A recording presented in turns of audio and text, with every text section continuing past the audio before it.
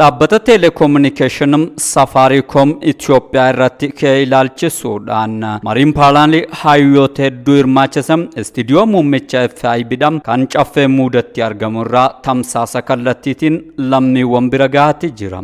Kaayyoon marii paanaalii kanaatis ammoo kaampaaniin Teeleekoominikeeshinii Itoophiyaa ammaan tana seenuudhaan hojii jalqabuuf jiruu fi kaampaaniin Teeleekoominikeeshinii akka baha Afrikaattii fi jiddugala Afrikaa kadatti maqaa guddaa qabu Safaariikoom dameen Itoophiyaadhaan loogiidhaan guutamuudhaaf kana biras dabruudhaan ammoo qoodinsa amantaatiif sabaatiin kan guutame ta'uun isaa lammiiwwan biraa ammoo koomii guddaa kaaseeti jira. Kanuma jiddu galeessa godhachuudhaan dhaabbanni miidiyaa FIBdhaan marii paanaalii hayyoota hedduu hirmaachisuu qopheessuudhaan istiidiyoo isaa muummicha caffee muudaa jiru irraa tamsaasa kallattiitiin hawaasa bira gahaati jira. Dhaabbanni Teeleekoominikeeshinii Safaariikoom Itoophiyaadhaan namoota ilaalcha siyaasaa tokko, amantii tokko, aadaa tokko, duudhaa tokko qabaniin kan dhuunfatame yoo ta'u, walumaa galatti dhaabbanni Teeleekoominikeeshinii Safaariikoom dameen Itoophiyaadhaan fiinxaaleeyyii kaabaatiin butamee jira jechuun ni danda'ama. Hirmaannaan lammiiwwan biyyattiidhaan saboota sablammootaa fi uummattoota biyyattii guutummaan guututti bifa zeeroo nama jechisiisuu danda'amuun kan keessa hin jirre Safaariikoom damee Itoophiyaadhaa irratti sabaa fi sablammoota biyyattii biraan lammiiwwan hunda biraan koomiin bal'aan ka'aa jiraachuun isaan ni yaadatama. Mootummaan Itoophiyaatiif mootummaan naannoo Tigraay marii nageenyaa taasisuudhaaf kallattii wal arguu isaanii ibsi gamtaan Afrikaa baase ifoomseeti jira. Ibsi hagayyaa 4 bara 2022 toora marsariitii mana maree nagaa fi nageenyaa irratti beem mootummaan Itoophiyaatiif aboot addi bilisa baasaa uummata Tigraay kallattiidhaan wal arganii dubbachuu isaanii bakka bu'aa olaanaan gamtaa Afrikaa eereeti jira.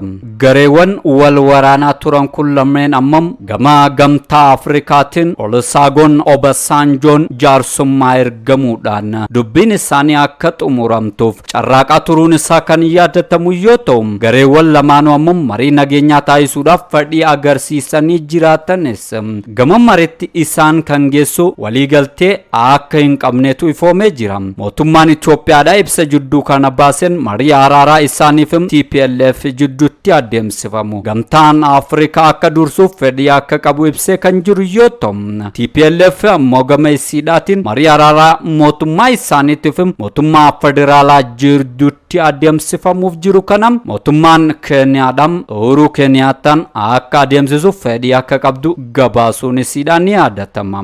Gabaasni Ajaansi France Press gareen mootummaa federaalaa Itoophiyaatiif gareen mootummaa naannoo Tigraay yoomiif eessatti akka wal arganiif maal irratti akka waliin dubbatan bal'inaan kan ifoomse waan tokkollee hin qabu ture. Aliyaatti ergama nageenya kabachiisuu Amisoom baachaa kan ture raayyaan nageenya kabachiisaa Itoophiyaa marsaa jaffaaf moggaasa maqaa Atimis jedhuun bifa haaraan kan gurmaa'e raayyaa nageenya kabachiisaa Itoophiyaa ergama nageenya naannichatti galmaan ga'uuf itti gaafatamummaa fudhatee jiraachuun isaa himameeti jira. Seektaricha kana jalatti ammoo dhaabbileen deeggartootaa fi qaamoleen nageenya taajjabdummaan bakka argamanitti sirni wal harkaa fuudhiinsaa geggeeffame kan jiru yoo ta'u, ajajaa olaanaa seektarichaa Birgaadeer Jeneraal Zawduu Atsiyaargeem raayyichi guyyaa dirqama guyyaa naannawichaa kabachiisuu fudhatee eegale naannawa dirqamaaf bobbeetti nageenyaaf tasgabbii kabachiisuun nageenya uummata Soomaaliyaa mirkaneessuu ibsaniiti jiru.